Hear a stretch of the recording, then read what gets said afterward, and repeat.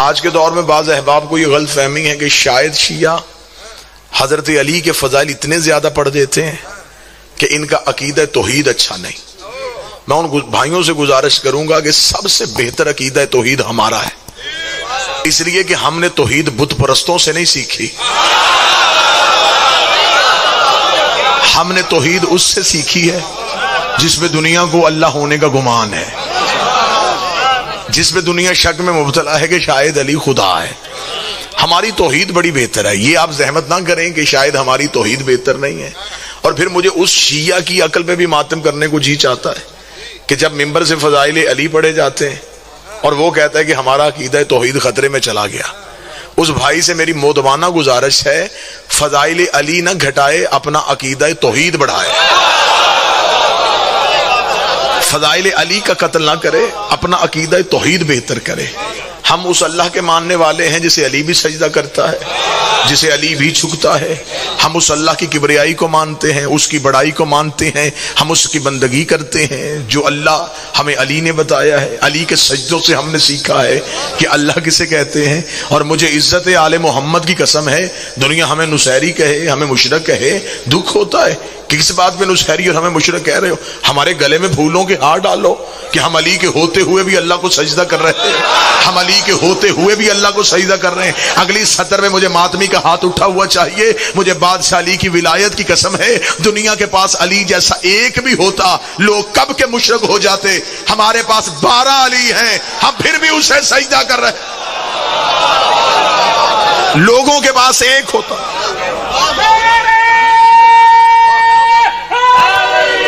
یار ایک بھی ہوتا لوگ مشرک ہو جاتے۔ ہمارے پاس 12 علی ہیں، ہم پھر بھی اللہ کو سجدہ کرو۔ جو علی پڑھا گیا ہے ممبر سے وہ علی کے جسم کے فضائل پڑھے گئے، حقیقت علی تو ابھی پڑھی نہیں گئی، حقیقت علی تو بشر سنبھال ہی نہیں سکتا۔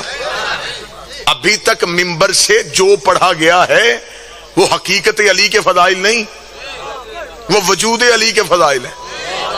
اگر میں بات کہوں تو آپ میری ہی بات پہ یقین کیجئے گا، ابھی تک ممبر سے کمبر نہیں پڑھا گیا۔ فضائل علی تو بہت دور کی بات ہے۔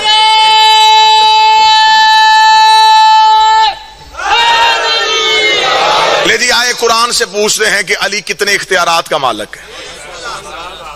موضوع گفتگو ہے اختیار حجت۔ اس موضوع کو ذہن میں رکھیے گا، اسی موضوع کے ذیل پہ میں نے آپ سے چند اپیلیں کرنی۔ اختیار حجت، حجت کے پاس کتنا اختیار ہوتا ہے؟ اللہ قرآن میں کہتا ہے لا یملکون الشفاء الا من اتخذ عند الرحمن عہدا، نہیں کوئی مالک شفاعت کا اللہ کے سوا۔ اب جتنے توحید پرست ہیں وہ صرف اتنی آیت پڑھتے ہیں، یہ دیکھو اللہ کہہ رہا لا یملکون الشفاء، میرے سوا کوئی مالک نہیں، لہذا بس اللہ، صرف اللہ، فقط اللہ، اور بس اللہ ہی اللہ۔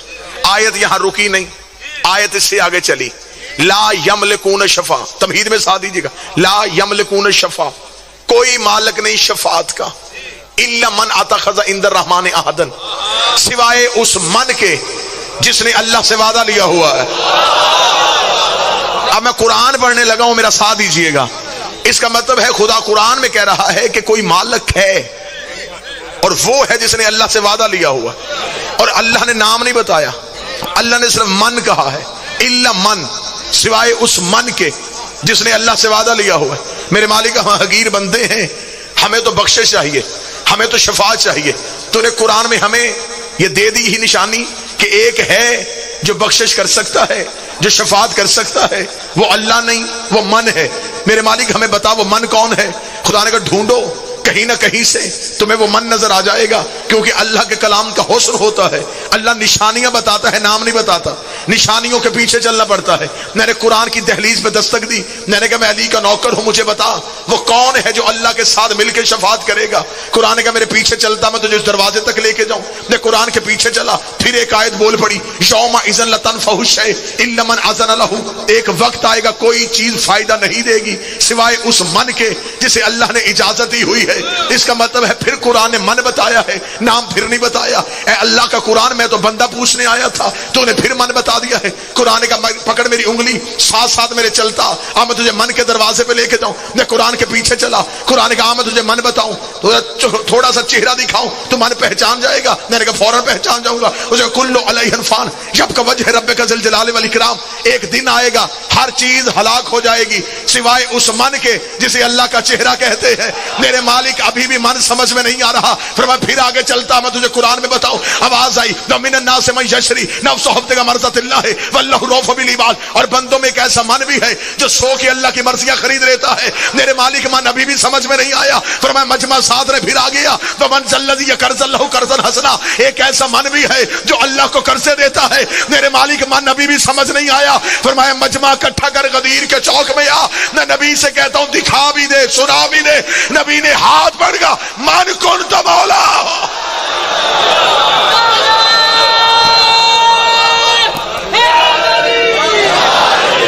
اس کا مطلب ہے کہ جو شفاعت کرے گا وہ من بھی علی, جو فائدہ دے گا وہ من بھی علی, جو اللہ کو قرضے دیتا ہے وہ من بھی علی. اب میں اردو ادب کا جملہ پڑھنے لگا ہوں. اب اس من کی اپنی مرضی ہے, جس من میں چاہے اسی من میں آئے. بسم اللہ. ہر من میں آتا نہیں, ہر من میں سماتا نہیں. آواز ہے یہ ہے وہ من جو بخشش بھی کروائے گا, جو شفاعت بھی کروائے گا. دیکھیں وہ اللہ یہاں آ نہیں سکتا تھا, ہم وہاں جا نہیں سکتے تھے. وہ یہاں آ جاتا وہ نہ رہتا, ہم وہاں چلے جاتے ہم نہ رہتے. اس نے درمیان میں اپنی حجت کو رکھا. اس سے زیادہ آسان کرنا میرے بس میں نہیں. اللہ بندے حجت, خالق مخلوق حجت ہے, یہ بھی نہیں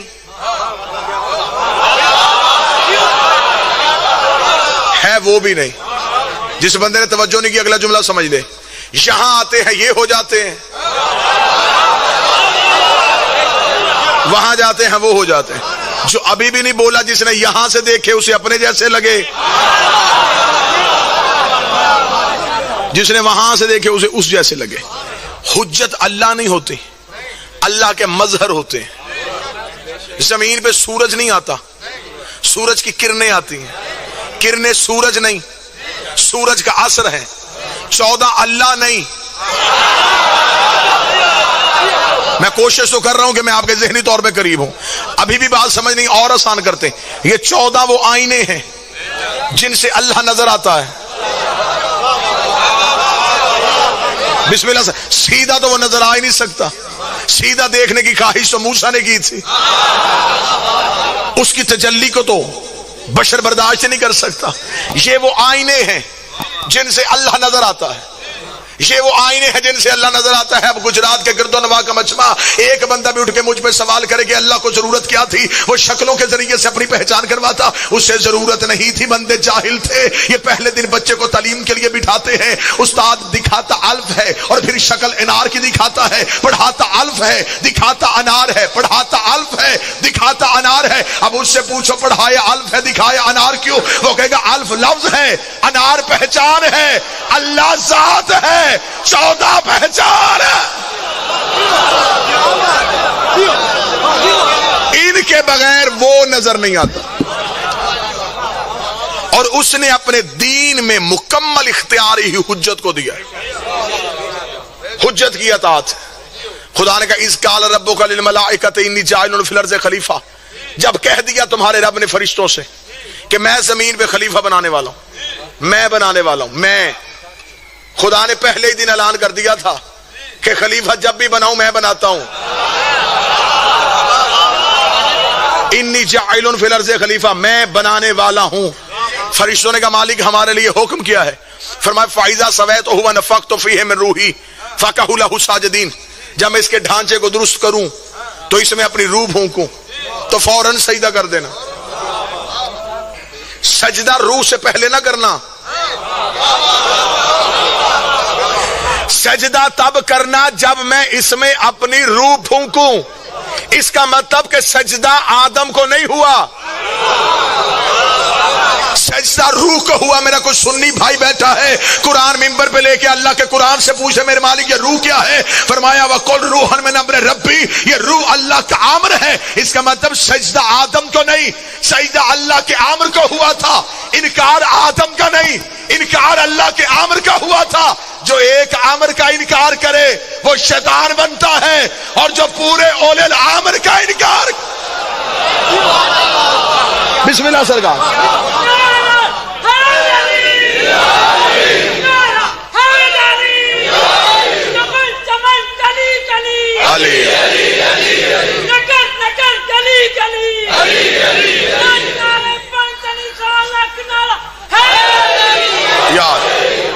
جس نے ایک امر کا انکار کیا بسم اللہ سے وہ شیطان بنے، اور جو علی جیسے اولے الامر کا انکار کرے.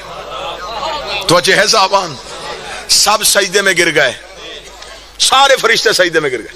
فرشتوں نے اتنا ضرور پوچھا تھا، انہوں نے کہا میرے اللہ تو سجدہ اسے کروا کیوں رہا ہے؟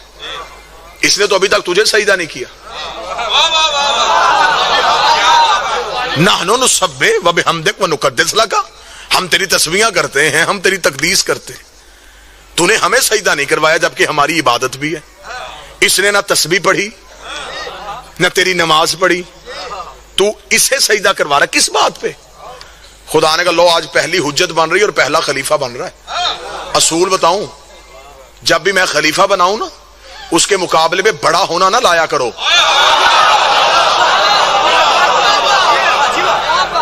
یا تو پھر یہ کتابیں دریا میں بہا دو جس میں لکھا ہے کہ جب ایک بندہ خلافت پہ تاج پہن چکا، اس نے باپ کو خط لکھا، اس نے کہا آجا مدینے میں مسلمانوں کا خلیفہ بن گیا ہوں. باپ نے جوابی خط لکھا، خط کتابوں میں لکھا ہوا، باپ نے واپسی پہ خط لکھا، اس نے کہا تجھے مسلمانوں نے خلیفہ بنا دیا. پہلے بتا نبی کا خلیفہ بنا یا مسلمانوں کا؟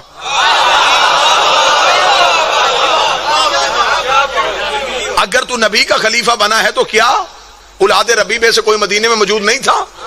اور اس نے نیچے دوسرا استدلال دیا، اس نے کہا تجھے خلافت مسلمانوں نے کس بنیاد پہ دی؟ اس نے کہا اس بنیاد پہ دی کہ میں بڑا تھا. اس نے کہا پھر میں آ جاؤں، میں تو تیرا بھی باپ ہوں. پھر تو خلافت کا حقدار اگر مسلمانوں کی خلافت بڑے ہونے کی وجہ سے دی جاتی تو پھر تو حق میرا بنتا ہے. سب سجدے میں گر گئے. فرشتوں نے کہا کس بات پہ سجدہ؟ خدا نے کہا اگر مقابلہ کرنا ہے تو پھر ابھی مقابلہ کر لیتے. بابا جی خدا نے کہا پڑھو یہ نام کن کے؟ فرشتے دیکھ کے کہنے لگے قالوا سبحانک لا علم لنا الا ما علمتنا انک انت العلیم الحکیم. پاک ہے تیری ذات، نہ تو نے کبھی دکھائے نہ ہم نے کبھی دیکھے، نہ تو نے کبھی سنائے نہ ہم نے کبھی سنے. آواز ہے یا آدم انبئہم باسمائہم. آدم اب تو پڑھ کے بتا یہ نام کن کے ہیں؟ آدم نے سر اٹھا کے کہا انت المحمود ھذا محمد. تو محمود ہے، یہ محمد ہے. تو اعلیٰ ہے، یہ علی ہے. تو محسن ہے، یہ حسن ہے. تو قدیم الحسان ہے، یہ حسین ہے. قرآن منبر پہ لاؤ، میرے سر پہ رکھو.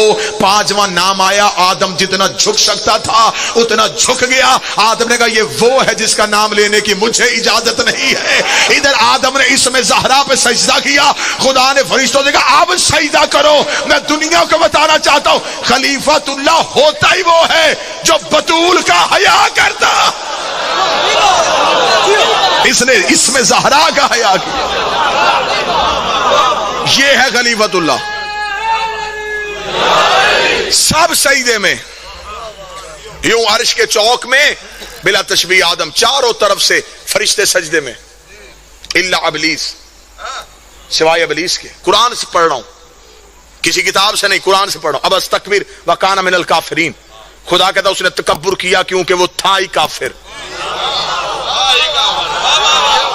جس نے لفظ تھا پہ داد دیا میں شکریہ ادا کرتا ہوں. خدا نے کہا کانا من الکافرین، کانا ماضی کا سیگا، تھا ہی کافر. میرے مالک یہ تو فرشتوں میں بیٹھا تھا، فرمایا بیٹھا تھا کافر. میرے اللہ یہ تو نمازیں پڑھتا تھا، فرمایا پڑھتا تھا لیکن تھا کافر. میرے مالک اس نے تو بڑے سجدے کیے، فرمایا کیے، تھا کافر.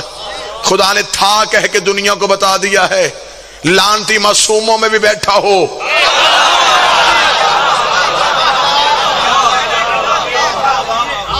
صحبت سے فرق نہیں پڑتا. وہ فرشتوں کی صف میں بیٹھا تھا. خدا نے کانا من الکافرین، تھا ہی کافر. اچھا سب سے بڑا دشمن ہے، کافر تھا، منافق نہیں تھا. منافق کافر سے بھی زیادہ خطرناک ہوتا ہے. اب آپ مجھ پہ سوال کریں گے اس کے لیے آپ نے کیوں کہا یہ کافر تھا اور منافق نہیں تھا؟ اس نے نہیں سجدہ کرنا تھا. عقیل شاہ جی سے نے صاف کیا میں نے نہیں کرنا. یہ نہیں ہوا کہ آدم خلیفہ بن گیا اور یہ مبارک بھی دینے گیا ہو، یا مجمع کہیں اور ہے یا میں کہیں اور. اس نے نہیں سجدہ کرنا، نے صاف کہا میں سجدہ نہیں کرتا. خدا نے کہا نہیں کرے گا، اس نے کہا نہیں کروں گا. خدا نے لمحہ دیر نہیں لگائی، پہلی ایف آئی آر جو توحید نے کاٹی. جرم ہے سجدہ نہیں، انکار حجت. پہلا مجرم ہے بارگاہ توحید میں. اور آیت کا اگلا حسن بڑا کمال ہے، اگر نوجوان میرا ساتھ دے. جب اس نے کہا نا میں سجدہ نہیں کرتا، خدا نے کہا یا ابلیس ہو ما منعک ان تسجد لما خلقت بیدی، مجھے صرف اتنا بتا تجھے کس نے منع کیا اسے سجدہ کرنے سے جسے میں نے بنایا اپنے دونوں ہاتھوں سے. شیعہ سنی احباب تشریف فرمائے، میں نے اللہ کے قرآن سے پڑھا. خدا نے کہا تجھے کس نے منع کیا اسے سجدہ کرنے سے جسے اب خدا نے علم غیب اللہ کے پاس ہے. خدا بھی جانتا تھا کہ یہ سجدہ کیوں نہیں کر رہا. خدا پھر بھی اس سے پوچھا تو بتا تجھے کس نے منع کیا. اب اگر یہ مجمع میرا ساتھ دے تو میں ایک ایسا نتیجہ آپ کے حوالے کرنے لگا ہوں. آج بندہ کسی سے پوچھے تو جھوٹ کیوں بولتا ہے، وہ کہتا مجھے ابلیس نے گمراہ کر دیا. تو نے چوری کیوں کی، مجھے شیطان نے بہکا دیا. اللہ ابلیس سے پوچھ رہا تجھے کس نے کیا. ہوئے ہوئے ہوئے ہوئے اس صدر میں ماتمی جوان میرا ساتھ دینا. اللہ نے ابلیس سے پوچھا تجھے کس نے کیا. اس کا مطلب اب جو وجہ ابلیس بتائے گا پتہ اللہ کو بھی ہے اس نے کیوں نہیں کیا. اب اللہ نے اس کی زبان سے کہلوایا تاکہ یہ اعتراف جرم کرے. میں اس کی زبان سے نکلا جملہ آیت بناؤں، ہدایت کے لیے قرآن اتاروں، نشانی رہے کہ ابلیس کی یہ نشانی تھی. اب اتنا پچیتی مجمع اس بات پہ تو میرے تائید کرے گا نا، جو وجہ ابلیس بتائے گا یہ وجہ ابلیس کی ماں ہے. اس سے ابلیس کا وجود نکلا تھا، اس دلیل سے ابلیس بنا تھا. خدا نے کہا مجھے صرف اتنا بتا دے کہ تو نے کیا کیوں نہیں سجدہ، وجہ بتا دے. اب یہاں سے لے کے آخری کھڑے بھائی تک جب خدا نے کہا وجہ بتاؤ، اسے کہا وجہ صرف یہی ہے انہوں نے سجدہ کیوں نہیں کیا. اس نے کہا انہوں نے سجدہ کیوں نہیں. خدا نے کہا استکبرت ام کنت من العالین، اور تجھ پہ لعنت ہو تو انہیں اپنے جیسا سمجھتا ہے. لو خدا نے اصول بتا دیا، جو 14 کو اپنے جیسا سمجھے بندہ نہیں ابلیس کی ماں بول ہے.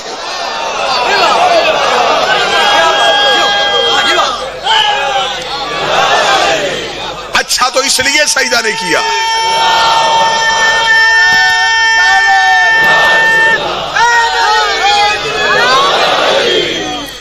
تو جو ہے سرکار اچھا تو اس لیے سجدہ نہیں کیا تو انہیں اپنے جیسا سمجھتے. آلین بہت سے علی کی جمع کو آلین کہتے ہیں. بندوں کو آلین سمجھ میں آ جاتے تو زوالین بھی سمجھ میں آ جاتے. فرمایا تو نے انہیں اپنے جیسا سمجھا. فخرج لعنت الی یوم الدین، ابھی نکل، فوراً نکل، دروازے پہ لعنت تیرے انتظار میں ہے. الی یوم الدین، قیامت تک تیرے ساتھ رہے گی، ایک لمحے کے لیے بھی تجھ سے پیچھے نہیں ہٹے گی. لعنت دروازے پہ تیرا انتظار کر رہی ہے. شیعہ بیٹھے ہو، سنی بیٹھے ہو، مجھے نہیں پتا. میں نے آپ کے سامنے ایک بھی لفظ نہ شیعہ کتاب سے پڑھا نہ سنی کتاب سے پڑھا. قرآن ممبر پہ لے کے آؤ، اب تک کی تقریر کا ایک ایک لفظ میں اللہ کے قرآن سے ثابت کرنے کے لیے تیار ہوں. پورا مکالمہ اللہ نے قرآن میں لکھا ہے. خدا نے کہا فوراً نکل جا، ابھی نکل جا، لعنت دروازے پہ انتظار کر رہی ہے. میرے مالک تو نے اتنی جلدی سزا کیوں سنا دی ہے، جبکہ تو نے کہا ہے تو غفار الذنوب ہے، ستار العیوب ہے، تو آخری سانس تک معافی دیتا ہے. میرے مالک اس نے جرم کیا करता, हो सकता थोड़ी देर बाद तेरी बारगाह में आकर तुझसे माफी का तलबगार हो जा कि मेरे अल्लाह मैंने सोचा नहीं था, अब मुझे सोच आई कि मुझे सजदा करना चाहिए था, मेरे मालिक इसे माफी की गुंजाइश दे, इसे सोचने की मोहलत दे, इतनी जल्दी सजा क्यों दे रहा है जबकि तू सजा देने में जल्दी नहीं करता। खुदा ने कहा इसलिए जल्दी सजा दे रहा हूं कि हुज्जत भी पहली है, मुनकर भी पहला है, हुज्जत भी पहली है, मुनकर भी पहला है। अगर आज मैंने इसे माफ कर दिया, कल को बड़े बड़े हुज्जत के मुनकर नमाजों के टोकरे उठा के मेरे दरवाजे पे आ जाएंगे कि तूने उसे भी माफ किया था, हमें भी माफ कर दे। मैं इसके गले में लानत का तौक डाल के बता रहा हूं, जब मैं सफीउल्लाह का मुनकर बर्दाश्त नहीं करता तो अली वलीउल्लाह का मुनकर का, जब मैं सफीउल्लाह का मुनकर बर्दाश्त करता, तवज्जो साहबान, अली वलीउल्लाह का मुनकर कैसे, फौरन निकल।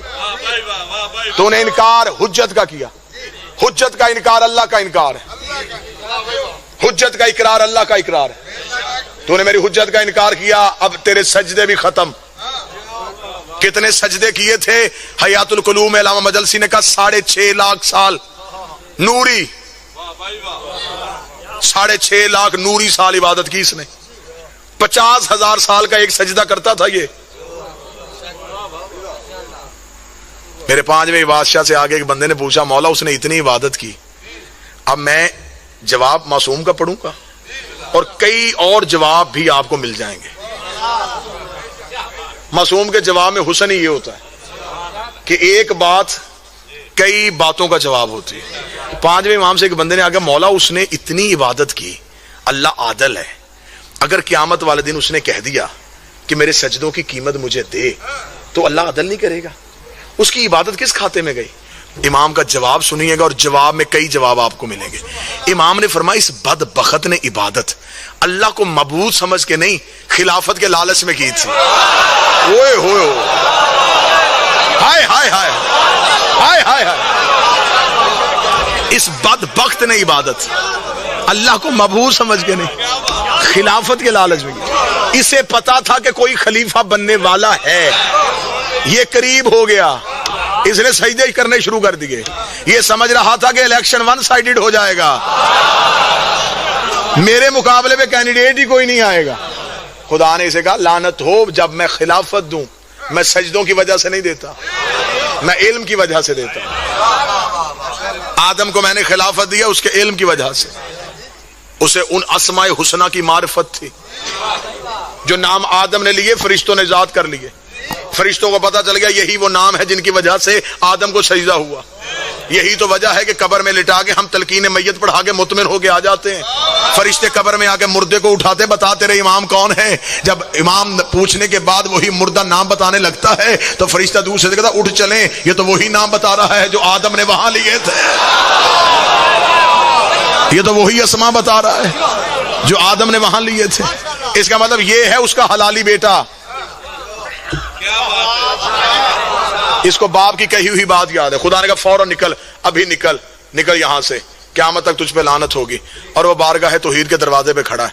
खुदा ने कहा जा क्यों नहीं रहा? उसने कहा सजदे किए हैं, 2 चीजें दे, ताकत और मोहलत। खुदा ने कहा ताकत दूंगा क्या करेगा? उसने कहा तेरा मुकाबला।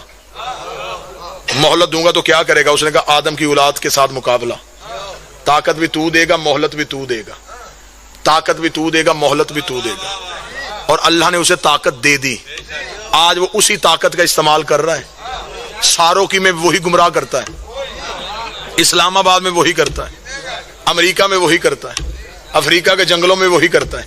मौलवी से जाके पूछो, मौलवी साहब एक इब्लीस हर जगह पे कैसे पहुंच जाता है? कहते जी उसे अल्लाह ने ताकत दी है, डूब के नहीं मरता। अल्लाह अपने दुश्मन को ताकत दे सकता है, अपनी हुज्जत को ताकत नहीं दे सकता। जो बोल सके वो ज़हमत फरमाए। अल्लाह अपने सबसे बड़े दुश्मन को ताकत दे सकता है। बिस्मिल्लाह सरकार।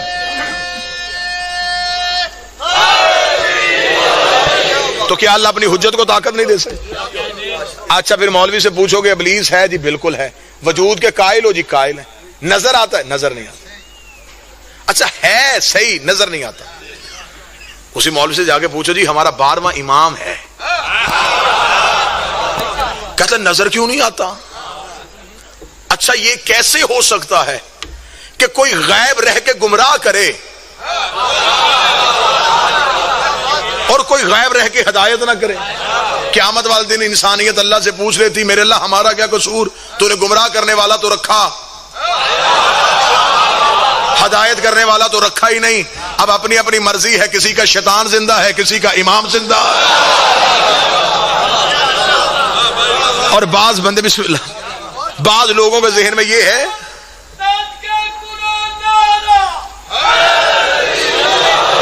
بعض شیعوں کے ذہن میں یہ سوال ہے جی امام تو سامنے ہی نہیں ہے، لہذا امام کی غیبت کے دور میں ہم کہاں جائیں گے. یہی سوال امام سے ایک بندے نے پوچھا تھا چھٹے بادشاہ سے. اس نے کہا مولا جس دور میں آپ کا کوئی فرد نہیں ہوگا اس دور کے شیعہ مسئلہ کس سے پوچھیں گے. امام نے کہا جاہل نہ بن، وہ کون سا دور ہوتا ہے جب ہم نہیں ہوتے، ہم ہر دور میں ہوتے ہیں. تمہیں ہم تک پہنچنا ہے. کون سا شیعہ ہے جو بے خبر ہے یہ کہتے کہ امام ہم مدد ہماری کرتے ہیں. جو مدد کرنے کے لیے آ جاتا ہے تو تیری رہنمائی نہیں کر سکتے. تو امام کے قریب تو ہو. امام نے تو اپنی مکمل نشانیاں بتائی ہیں کہ میں کب اور کہاں ملوں گا. توقیر لکھی تھی ایک بندے نے امام کو، اس نے کہا تھا مولا بڑی خواہش ہے ملنے کی، آپ ملتے نہیں. امام نے فرمایا میں ملتا ہوں تم پہچانتے نہیں. اس نے کہا مولا کم ملتے ہیں؟ فرمایا جب تم روتے روتے چپ ہو جاتے ہو. تمہیں پتا ہے تمہیں چپ کروانے والا کون ہے؟ آئے آئے ہم تمہارے اتنے قریب ہیں، ہم تمہارے قریب ہیں، تم ہمارے قریب نہیں. بندے کہتے ہیں امام غائب ہے. امام نہیں، امام موجود ہے. ہماری آنکھوں کے آگے کئی پردے ہیں جو ہمیں حجت تک جانے نہیں دے جائے. اپنے پردے ہٹاؤ تمہیں حجت نظر آئے. ابلیس نے بارگاہ توحید کے دروازے پہ کھڑے ہو کے کہا میں انسانیت کو برباد کروں گا. خدا نے کہا طاقت بھی لے لے گا، مہلت بھی لے لے گا، بتاؤ تو صحیح کرے گا کیا. جو ابلیس نے چیلنج کیا میں اللہ کے قرآن سے نکال کے دکھاتا ہوں. ابلیس نے کہا میں صراط مستقیم پہ بیٹھوں گا.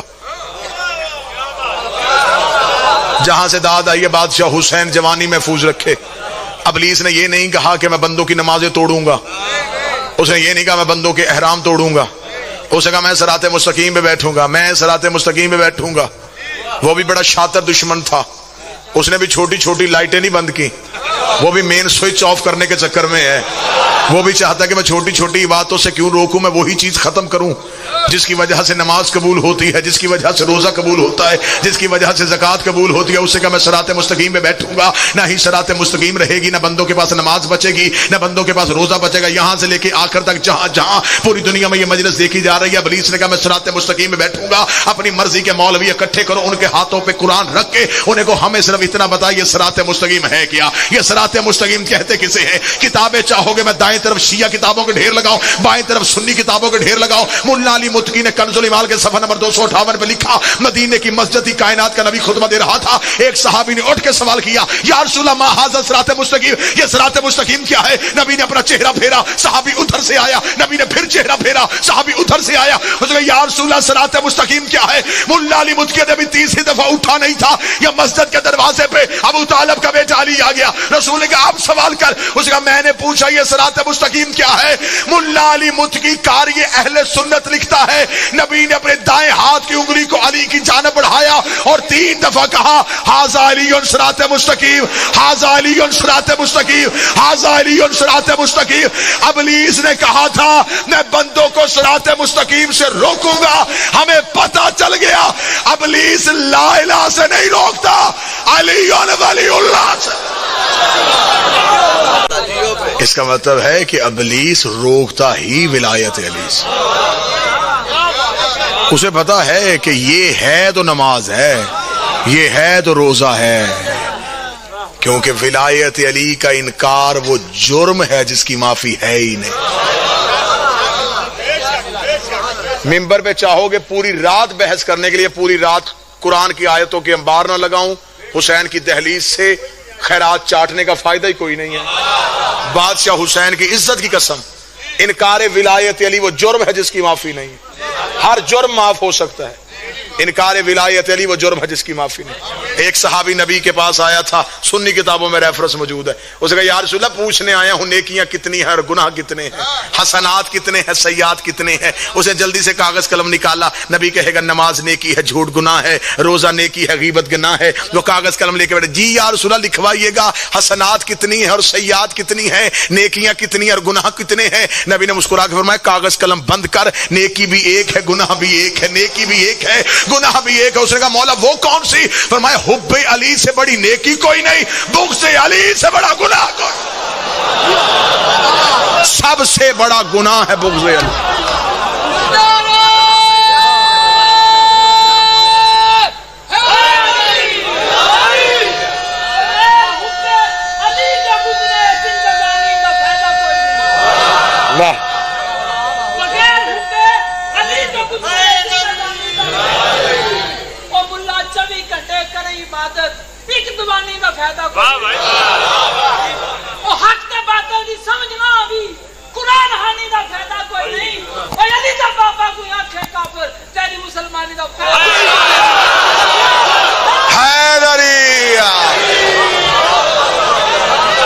جیو بادشاہ حسین عقیدے کو سلامت رکھ۔ اللہ یا رسول اللہ یا